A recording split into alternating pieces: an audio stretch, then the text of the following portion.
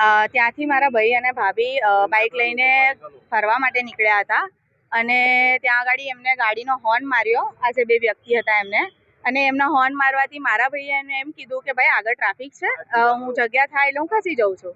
તો એણે સીધો ઉતરી અને મારા ભાઈને મારવા માંડ્યા અને મારીને બીજા 10 જણને પણ બોલાવીને એને મરાવડાયા કે આવો બધા બહાર આવો. એટલે આવી રીતે આ તો એવી વાત છે કે આપણે ત્યાંથી ફેમિલી સાથે પણ નીકળવું સેફ નથી. આપણે ધર્મ માટે નથી બોલી રહ્યા કે બે ધર્મ વિશે આપણે કોઈના વિશે નથી બોલતા, પણ વાત એવી છે કે અમુક લોકોના કારણે આજે બધા જ લોકોનું નામ ખરાબ થઈ રહ્યું છે.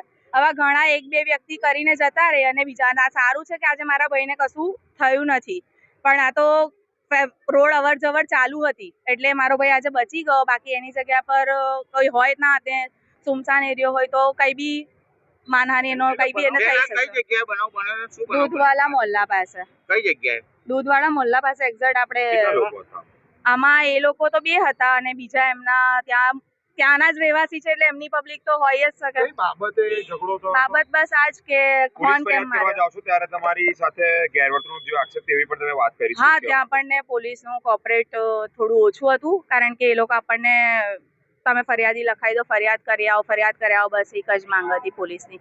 બાકી ત્યાં આગળ ઉભેલા 100 પોલીસ હતા, છતાં પણ આપણને ત્યાંથી ખાલી હટાવવામાં જ આવ્યા છે. શું માંગ શું છે? આપણી માંગ એટલી જ છે કે આવો બનાવ ફરી ના બને, અને અમારો તો રોજનો રસ્તો છે ત્યાંથી આવવાનો જવાનો, તો કાલ ઉઠીને ફરી આ વસ્તુ ના થાય એના માટેની માંગ છે.